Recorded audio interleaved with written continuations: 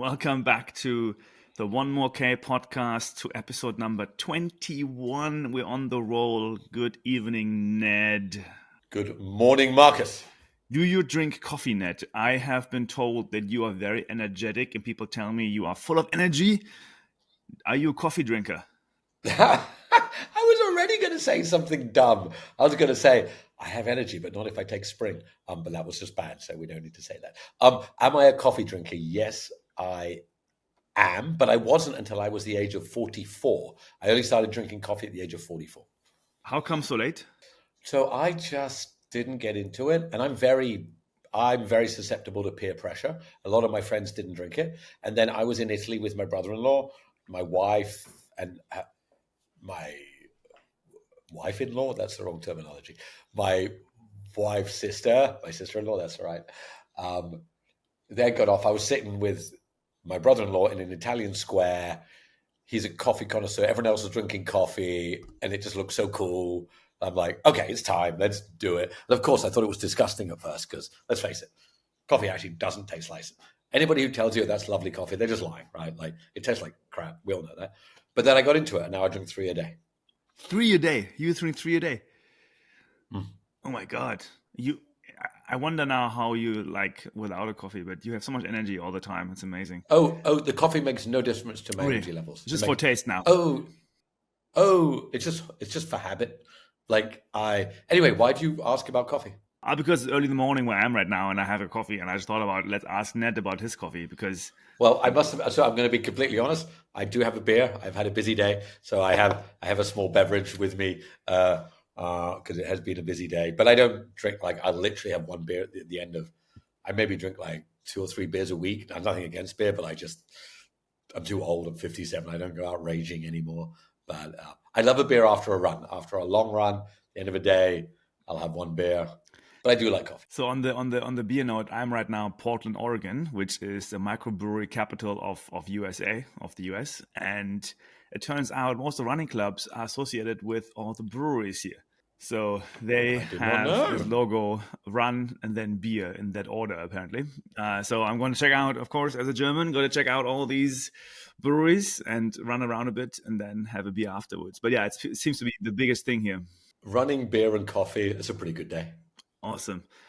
So I have a coffee, you have a beer. We are on the roll here, episode 21, supported by Lecker Nutrition.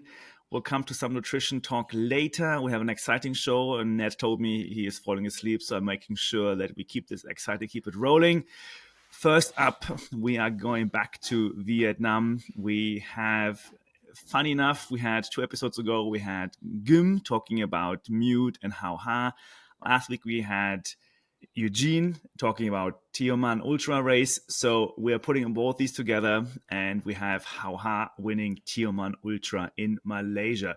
What a race for her. 50 kilometers, she smashed it. Well, she didn't just win. She won. She won it all. She beat all the men. She won full stop. She beat the ladies and beat the men. And I watched her finishing. Man, she's flying. She was flying. Just put it on the screen. You can see her Facebook post. She came first in 7 hours and 14 minutes. It was apparently beautiful. It was hard and sweaty. I'm sure. I think you're right. She really came strongly against the local men. She left them on an uphill. Apparently the locals were walking up, and she ran up the hill and then was gone from there onwards. No one else was able to see her. And, she beat some of the local guys, some good Singapore. Chris Timms, who is a pretty decent athlete out of here, who's been winning a lot of the local. Again, look, I don't want to be unkind to the Tioman race. It's not like she's beating, Emily Forsberg or any of the greats. It's not like it was a fully stacked field. But, hey, there were some real athletes there, and not taking anything away. And I don't know, how far did she win by, Marcus? How many minutes? I didn't see. Good question. I also don't know that right now. I would need to look it up. Don't worry. I watched her finishing in the video, and there was nobody around. Yeah. So it was comfortable for sure. And she comes in smiling, chatting, fantastic.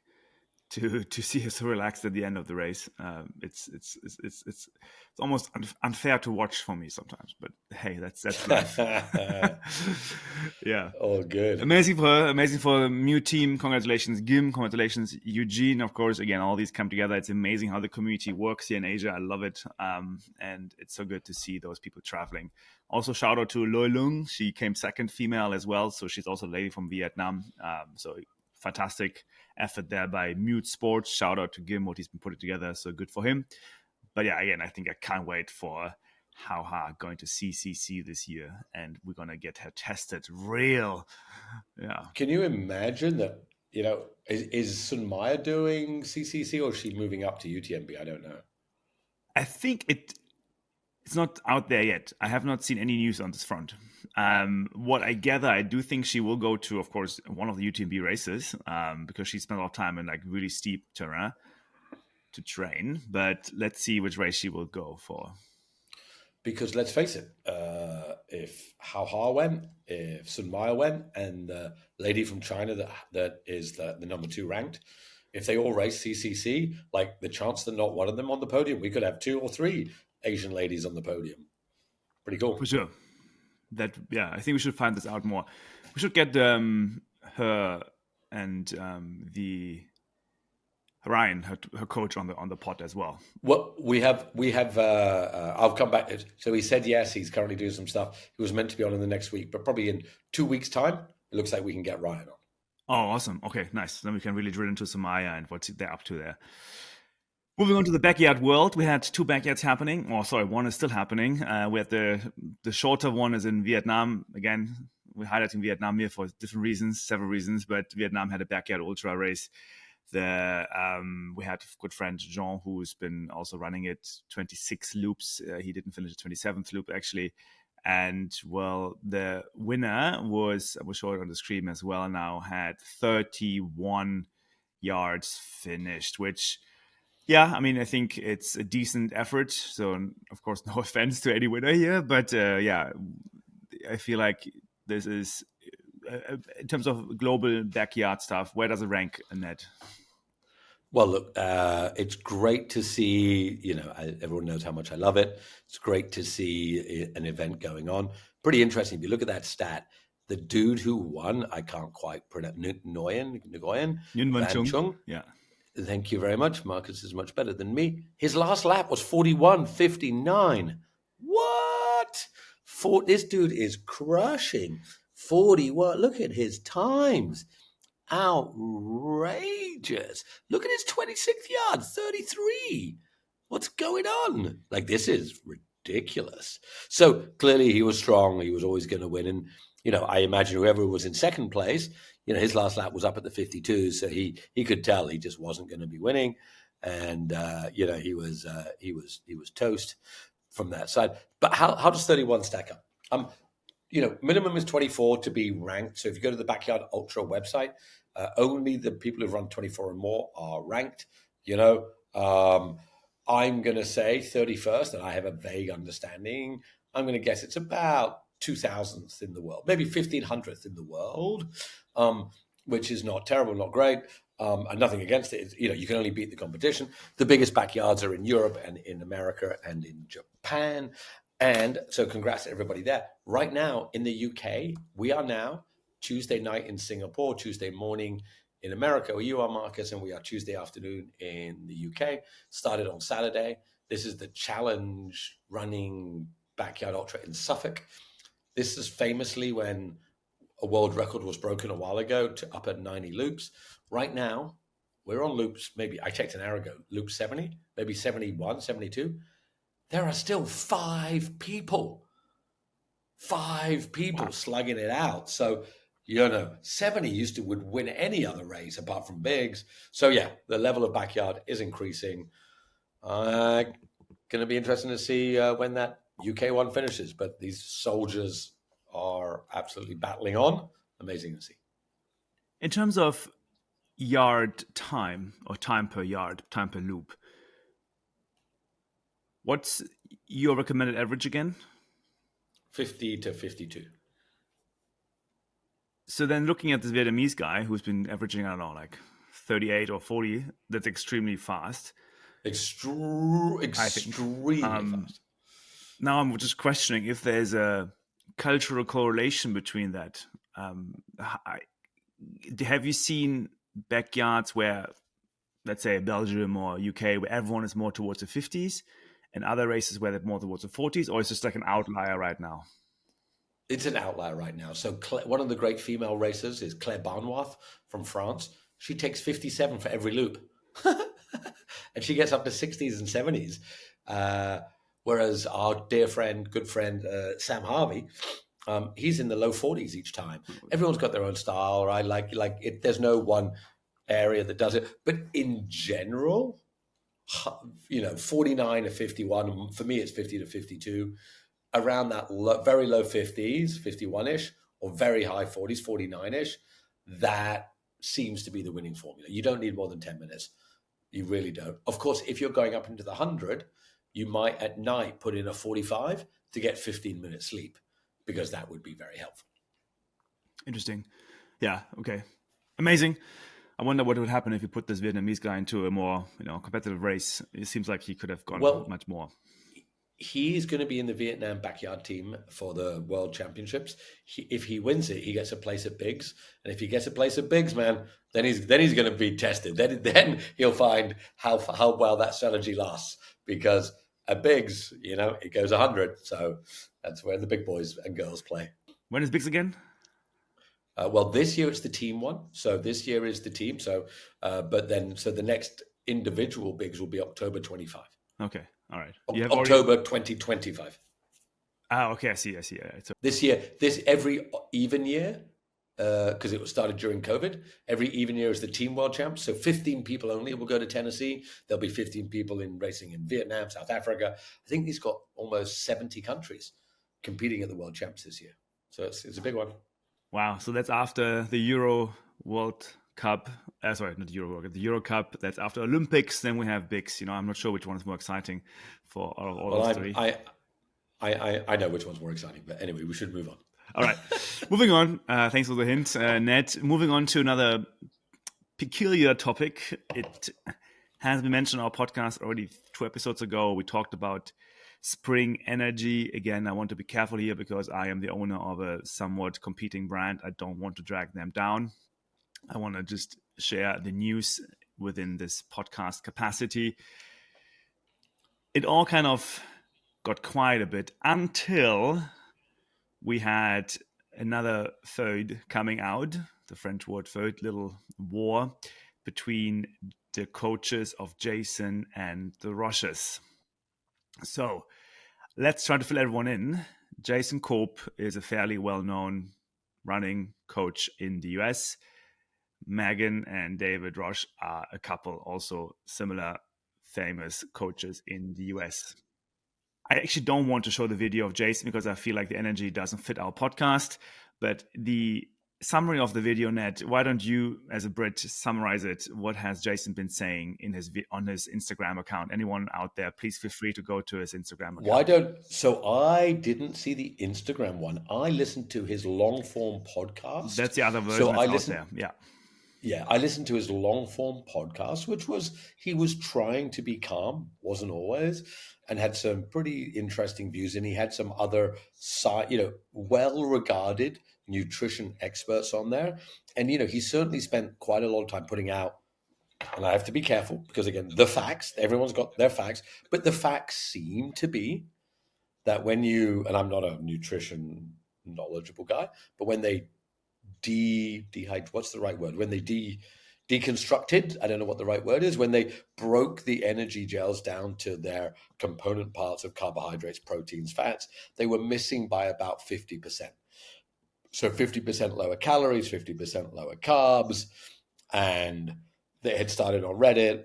And this really was a conversation about why, what, how, what's spring saying, what it is. So maybe, Marcus, you should maybe dive in on the Instagram bit because I haven't quite seen that. I just listened to the long form piece. Interesting. I got the links to the podcast. I haven't listened to it yet. I'm sure it's more, it's a long form as usual. And I'm sure that the real Instagram condensed everything. So it comes across more extreme. Like with anything in social media, The shorter it gets, the more extreme it comes across.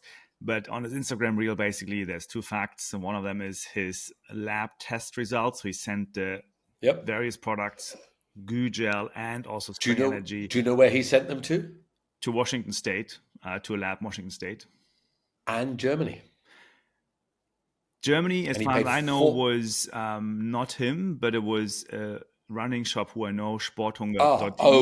Okay. So maybe it's one step back. So the chronology, anyone out there that hasn't followed it, of course, and I don't think many people follow this until people talk about it, but it was first a Reddit user who initially did a home lab test, dehydrating the carbs, the gel, in order to understand how much carbs are left.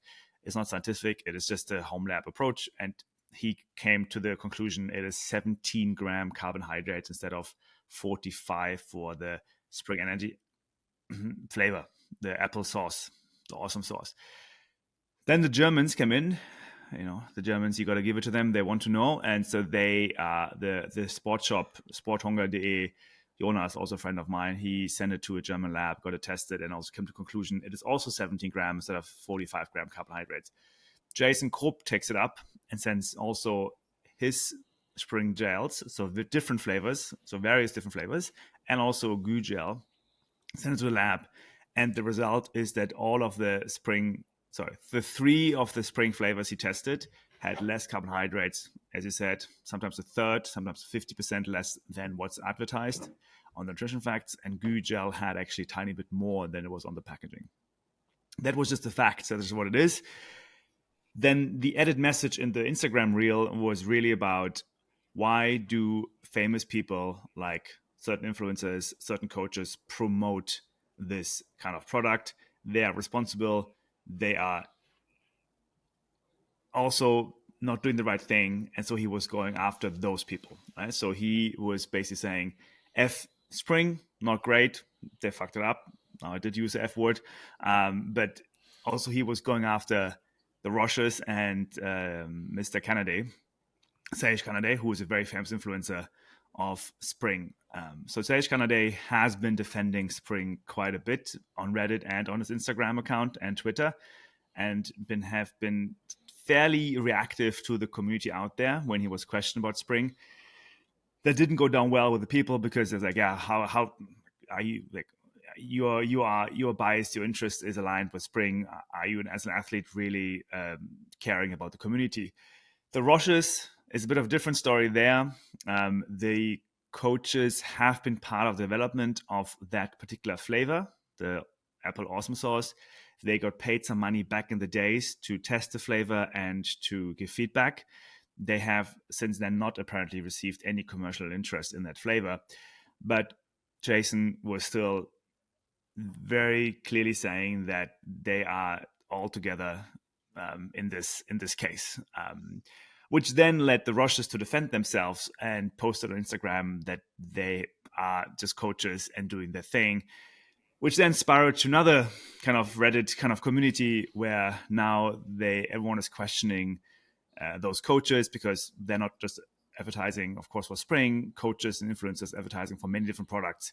So what is kind of happening right now is unfolding into a bit of a larger scandal, at least on certain forums, where people are asking, hey, what are these brands doing? Like, is actually everything true? Another one that is quite famous in the supplement industry is something called AG1, Athletic Green, which if you listen to any kind of podcast, except for this one, you always hear advertising. I think one of the reasons we're doing this without advertising is because we don't want to be in any kind of boats apart from the Lecker boat, but that's not really pushed, I think, in this case. AG1 is this green powder that is just once a day with 74 something different ingredients, promises to be the weapon for health, and it's been recommended by Tim Ferriss, Huberman Lab. I mean, Joe Rogan. It's really insane what they've been doing. $1.2 billion company. They must make hundreds of millions in revenue a year. The cost must be so little for this little powder thing. Anyway, people are also now questioning what's AG1? Like, who are they? What's going on? Because the Roches also were recommending AG1 like there's no tomorrow. They've been pushing it down the athletes' throats and, of course, receiving kickbacks from AG1 for that. So long story short, what started with a fairly, I guess, scientific conversation, as you said, the facts, carbs are wrong. It's now spiraling to what are influencers doing, who are influencers, what are the commercial interests here, who's responsible for the errors. And yeah, I think I was just thinking yesterday, we had a UTMB kind of drama, and now we're having a spring energy drama. And I just wrap it up with this little note. When I went yesterday to some running shops here in Portland to do some research and I guess just having a conversation, I asked them, hey, what's going on with spring? No one knew, no one cared.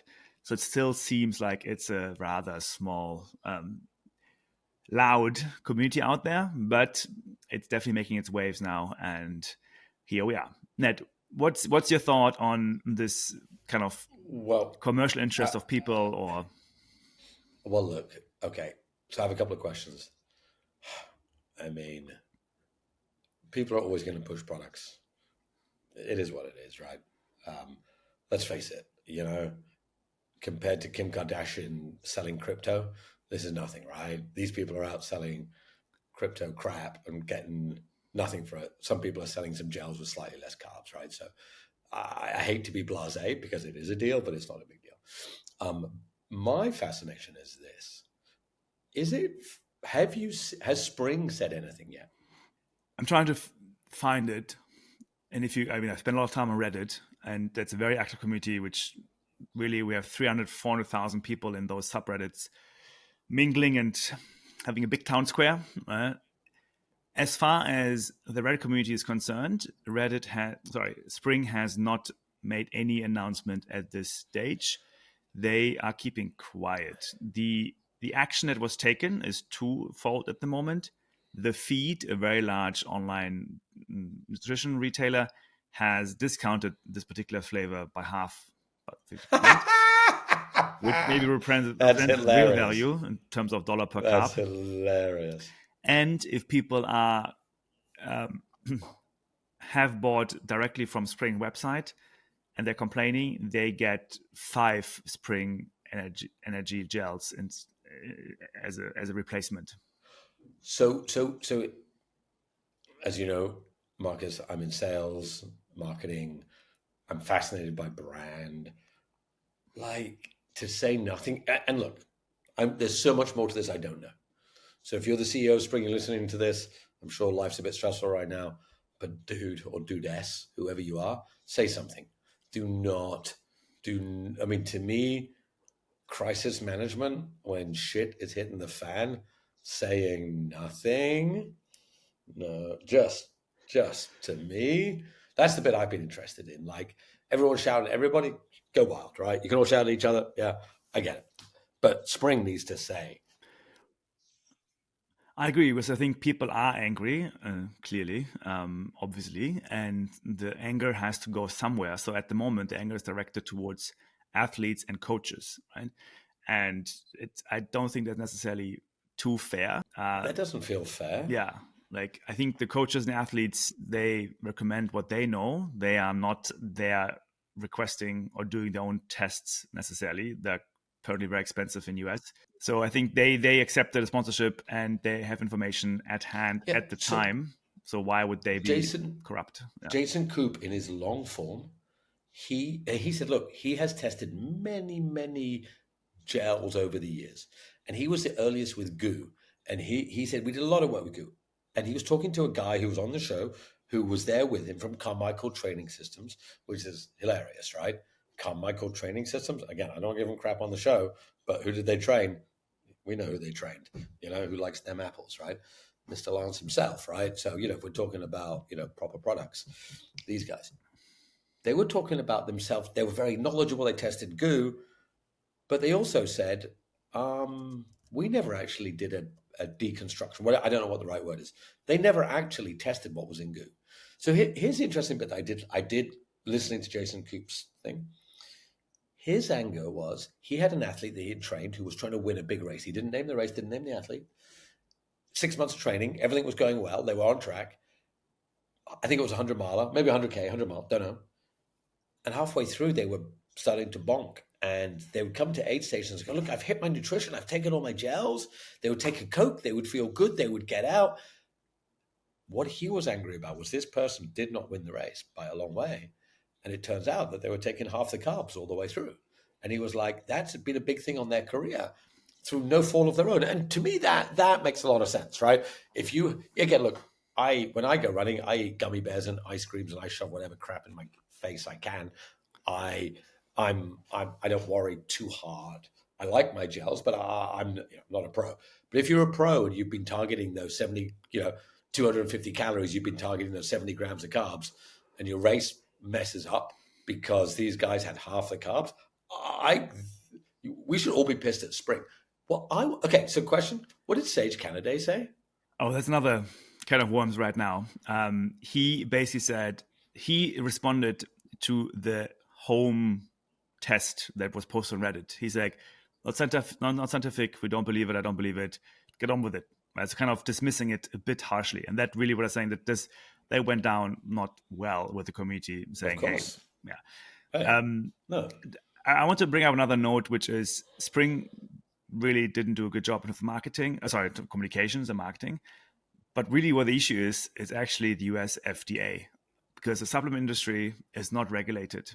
So if you do a product like this, whether it's protein powder, whether it's energy gel, energy bar, it's all within the supplement category, you are not required for certain type of disclosures and testing, which for me is mind-boggling. I know my regulations in Thailand, Indonesia, Vietnam, of course, very well. And every time you have to submit your lab tests clearly when you do the product. And they check very thoroughly. So, and sometimes even countries, they require you to do their own tests. So if you would launch in India, for example, which we are planning, you do another test in India, just that you comply with the local regulations. So the FDA and US system is not well regulated for this kind of product category, which, if you know this, I would start testing all of those things just privately, just to get the better idea if actually the numbers are true that are being said on the packaging. We just don't know. So that's a great point. Asia, which is kind of behind in the nutrition world in terms of volume, is doing a better job. Jason Koop, he got really fired up on his show at one point because he had 3 guests, don't remember all their names, and somebody said, so allegedly Spring has that. And Jason Koop said, dude, no, not allegedly. We sent these to a scientific lab. This is not allegedly, right? So if Sage is like, this is not scientific. Now, what Jason Koop did say is, look, we don't know that if 6 months ago it was totally fine. This could just be a bad batch, right? Like Spring's been around 10 years. They could have been absolutely gold for 9 years and 11 months, and they have one bad batch and they get caught out. Or has it been shitty the whole time? Don't know. But, and again, I'm just repeating because I've learned if you repeat facts confidently enough, people believe you. That's been my strategy for life. Jason Koop was saying, just to be clear, it's been tested in German labs, Washington labs. It has 50% or less calories. That doesn't seem to be, from what I've heard, so the fact that Sage is like, no, it's not scientific, that seems a little weird.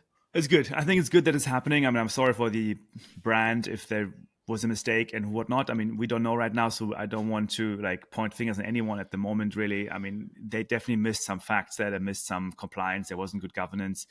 But I think it's good for the overall supplement industry. If you go to any supermarket here in the US, you have 3-4 aisles now full of supplements. And it just feels wrong. It just feels so wrong that people are putting this into their body, all these pills and whatnot. I'm like, this has to stop. And all these influencers out there who are getting kickbacks for this, I don't know, man. I'm all up for healthy living and healthy lifestyles for sure. But if you're bombarded with ads and content and offline, online stuff, you need to start thinking as a hell, what's going on here? It seems a bit too easy. I do think that consumers have to start questioning a bit what's in those different products. Yeah, but also, look, they're also getting sold Coke, McDonald's. You're in America right now, right? You turn on the TV. I adore America. I adore America. My kids live there. I adore it. You turn on the TV, the amount of shit you're getting sold. Don't even get me started. Modern medicine, you're getting sold all kinds of diabetes medicine. You're getting sold all kinds of Ozempic and diabetes medicine and pain killing medicine. On the TV, you're getting sold modern medicine, which is the craziest, crappiest of all. Again, look, I'm not a doctor, this is not medical advice. Or you're getting served ads for Burger King or Coke or all that BS. So while I hear you, we need to be careful in the nutrition industry. We're not selling the absolute total shit that normally gets sold on American TV.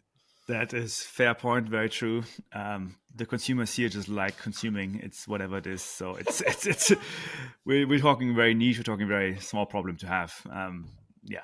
The bigger issues here in this country right now than having wrong facts on nutrition. That's for sure. Yeah, exactly. Like if somebody in America's problem is they're getting slightly less carbs when they're trail running, they're winning. They're literally in America, they're winning. That's true. Like if you're really so concerned about those carbs, you are usually healthy. You usually have a good lifestyle. I mean, we can also talk about last week's Trump trial and that if you want to really shift gears now, but I think that's not part of the show. So I was in New York and I walked past where the courthouse. There was like 50 of those big black cars, the big Secret Service BS cars. And I don't look again. Let's not get political. But when he came out and the next day and gave his speech, I watched it because it's like a car crash. I mean, you want to distort facts anyway. Let's not get into it. But there was some. If let's put it this way: if Trump launched an energy gel, I may not believe the number of carbs on the packet that he launched. He's a very interesting salesperson. That's all I to say out there. So, I was wondering though, when was the last time you bought a brand because of influencer / founder / some kind of, I guess, online, offline influence you received from the brand? You mean in trail running or just in general? Let's keep it within the running space so we know the brands. Maybe I don't know what else you buy, so I might not know it. Well, I haven't brought Lecker, but I have been influenced by the influencer at Lecker to consume Lecker, so I will say that. But I am not a materialistic person. I don't buy shit. I really don't. I just I'm pretty simple. I brought a Chorus watch because somebody told me it was amazing. I brought Rabbit running shirts because I like them a lot. I brought T8 shorts because they're amazing. I brought ASICS shoes because they were, for example, and again, I don't want to be unkind to Killian because he's the GOAT.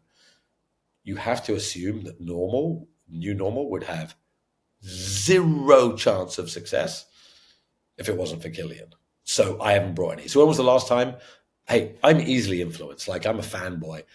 Look, if Lads started any product, I would buy. Full stop. That's the deal. So I'm easily swayed, but I don't buy much stuff because I don't like stuff. So yeah, I haven't been. And you, Marcus, are you easily swayed?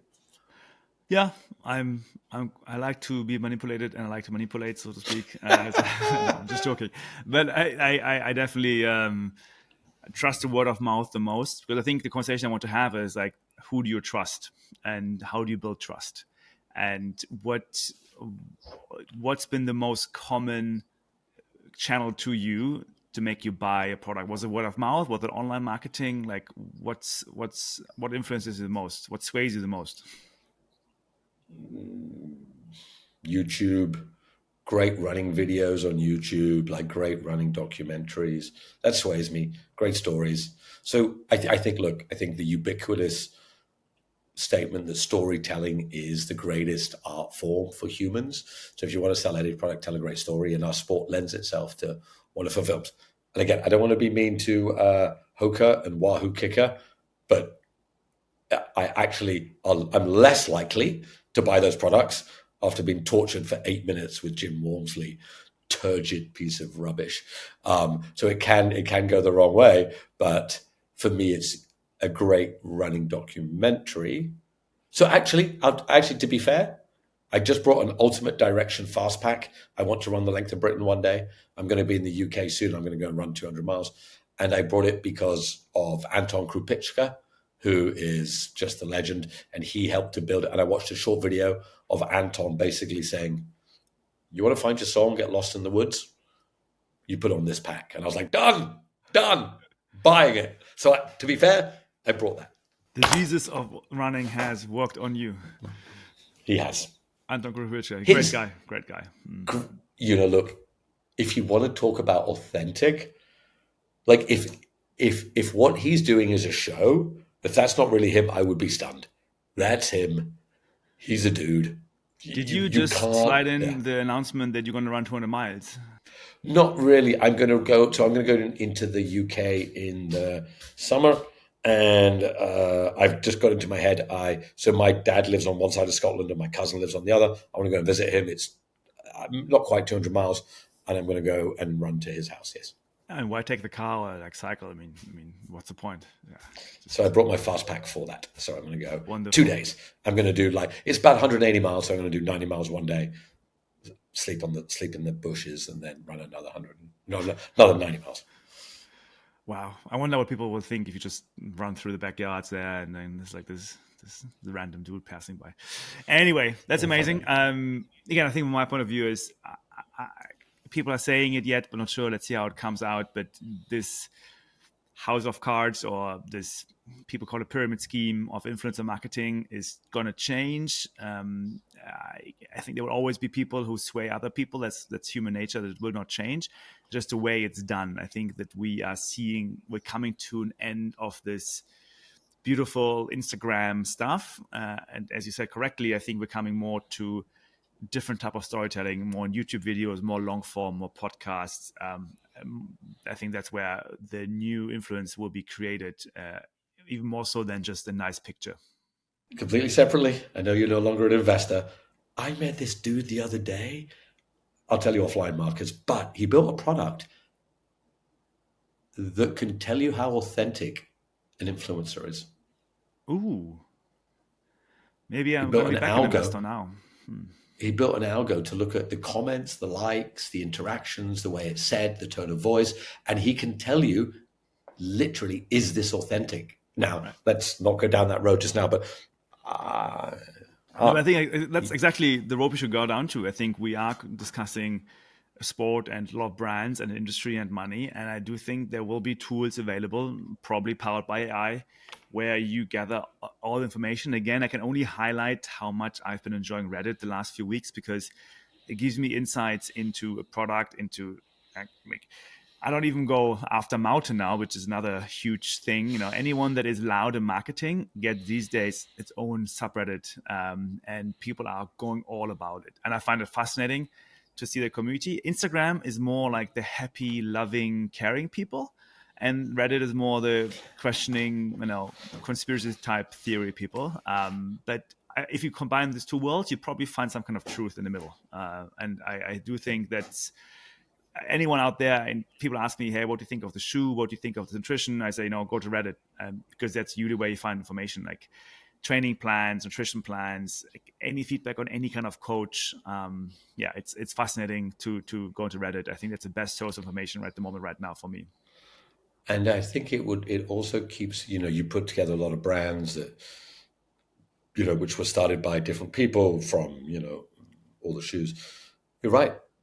We're getting much better at sniffing out what is bad influencer marketing, which is, hey, I'm going to pay you $100,000 to say you like this crypto token. Guys, I hate crypto, but really, you don't care about the crypto token. Come on. I watch UFC, and I'm not a fighter, and it's surprising, but it said, brought to you by VeChain, the official blockchain of the UFC. Really? The official blockchain of the UFC? Really? Come on, people. I actually quite like UFC. I know it's brutal. It's just me. We don't need the official blockchain of the UFC. Full stop. It's just a disclaimer. Ned is very anti-blockchain, anti-crypto. So I think you also have to say that, though. Okay, let's put it this way. If UTMB was sponsored by VeChain, the official blockchain of the UTMB, do you think people are swallowing that? It raises questions, first and foremost. Yeah. If it was sponsored by New Normal, yeah, sure, got it. Coros, yeah, sure, got it. Patagonia, yeah, sure, but got it. Hey, let's take a step back. Maybe there's something we don't know. Maybe UFC is a lot of crypto dudes sitting at home trading and they're watching UFC. Maybe there is a customer segment True. out there that we don't know, right? And so UFC maybe True. has more data than we have. I Of think course I trade do. runners, to be honest with you, are not right now doing a lot in crypto. It's a very different part of society. But UFC, I can see that it might be a decent amount of people who are into blockchain, into crypto, and they enjoy watching UFC. So The official blockchain. This is what we all need every day. I barely get through a day without some blockchain. It's surprising. yeah, you are still in fintech, you like it or not. Yeah.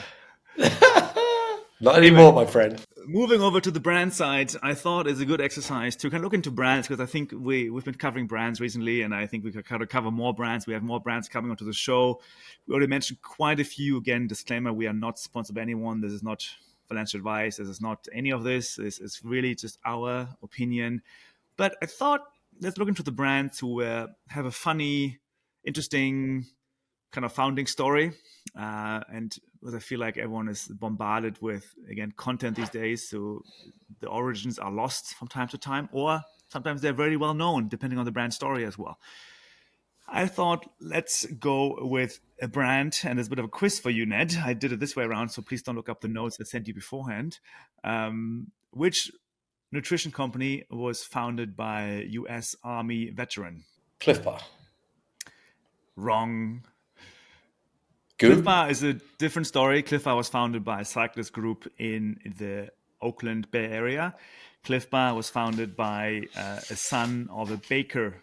So Brian something. correct, Brian Cliff. His father was called Cliff, so he decided to use the baking, I guess, knowledge in the family to take oats and sugar and so on and bake it together into this energy bar in the late 80s, early 90s, and took it out to his cycling rides. And if you're in Oakland, you see a lot of cyclists still today. So that was Cliff Bar. No, it was not Cliff. It was Huma Energy Gel. So Huma Energy Gel was founded by two, depending on who you ask, maybe one US veteran who were stationed in Iraq, as far as I remember, in 2011. And he needed energy during his I don't know how there's probably a term going out on the patrol, I think. And he mixed together fruit and chia seeds, and he decided that's going to be Fair enough. energy Okay. gel. Here we go. Next one. Let's do this. Next one. This is an easy one for you. Which brand was named after a famous weather scenario in Asia? OTA, the shorts. Best. And people, like, I'm just going to say it. If you wear running shorts, buy T8s. The Sherpa shorts, greatest shorts in the world. T8 to anyone out there is a typhoon warning. It's the highest typhoon warning in Hong Kong. So John Ellis, a good friend of the show as well, I believe, the founder of T8, Killer great trail product. runner himself. Killer He came product. up with he had the problem, especially than anyone out there living in Asia, South Asia knows how humid it is in summer, especially, or throughout the year, depending where you live. And he said, we need some shorts that are great for humidity, especially anti-chafing. But he also built it in a whole band where you can carry gels and soft. When I ran 100 miles, as you saw, Marcus, you saw 100K, I ran 100 miles. I don't take a backpack anymore. I don't need a backpack up to 100 miles because I can fit everything in the waistband of these Sherpa shorts. Yeah. They're Yeah, amazing. great. Amazing. They've been copied many times, which means they're good. They must be good. Amazing. Also, I think the underwear of T8 is very good, and I've been using that as well. Not to the liking of my dear wife, but she is always like wondering what are those things. But I think they're great for running. Yeah. And I know people didn't tune in to listen to what we wear down there, but I wear underwear, and if anybody needs those underwear are fantastic. Now, Marcus, I just sent you a message. I have 10 minutes, so let's rattle through these because I have, real life takes over at some point. But I'm enjoying this. What's the next one?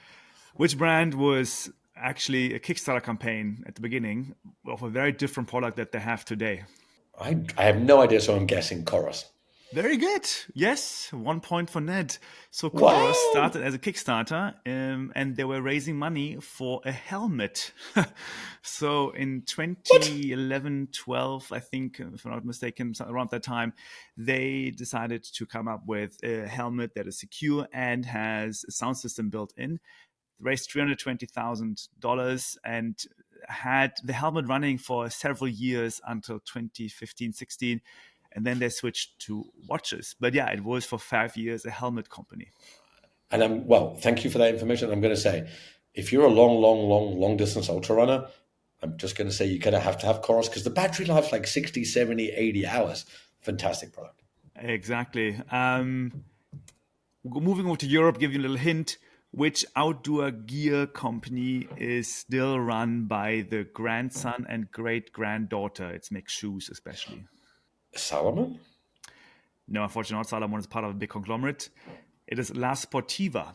So La Sportiva, Ah, very impressed by that story. Founded in 1911, so a long time ago, by a family in the Italian Alps, and still to this date, the grandson and great granddaughter are managing and running the company, which I found wow. Good quite on them. impressive. And last but not least, moving over to still in Europe, but a different type of company. Which product of a company, which brand had a product that saved lives alive in Second World War? This you might not know this, but Is it anything to do with parachute cord? Because I've always been told that that's very useful. 'Cause I'm not very experienced in war. Anything to do with that or no? it's Sunto. So Sunto, the Finnish Oh, company Sunto, was somewhat happening around the time of Second World War, and one of the first products was a compass. So he invented a new method for manufacturing liquid-filled compasses that had an accurate, steady needle. And the story goes that in 1939, one Finnish soldier avoided death from a bullet because the bullet hit the robust field compass in his pocket. Yeah, so wow. that And to be was fair, you always get the feeling with Sunto, I've never really used their products, but I'm sure they're great, is that they have that heritage, in the forests in Finland. I didn't know it was Second World War, but you get that feeling like it's, orienteers and real people doing, that type of stuff are using Sunto. It definitely just has that very sturdy, heritage feeling to me anyway. well. That's my little roundup of brands, a little quiz. I think it's always good to know where the story comes from. I hope that Lecker would be like, oh, the German in Vietnam story type thing. But you got to have I always the like fun that fact. story. But and obviously we don't really talk up like too much on this because you're very humble and this show's not about that. But I like this idea. And I'm stereotyping Germans, but German precision, Asian flavors. The tropical fruits in Asia are wonderful, and you are German, and German precision is wonderful. And look, we've just been talking about a energy gel that didn't have precision. So and interestingly, I'm not a coach in any way, but I'm helping a friend of mine who's getting to running, and he's very healthy, and he wants to run a marathon, and he doesn't want to take sugary, shitty gels. And he literally said to me, "Where can I get like some mashed fruit I can just take?" And I'm like, "Oh, I have an idea. Great. Coming soon." Thanks, Ned. Thanks for the plug. I appreciate it. I will pay you later. In any case, thank you so much for this little quiz. More of this coming. I am now handing, as usual, over to you, my dear friend Ned, when we are coming up to the last part of the show, your drop. And go, go, go. I'll be honest, this one, sometimes I write them quite far in advance. Sometimes they come to me. I'll be honest, I was like, oh, I haven't done one. So I thought about it.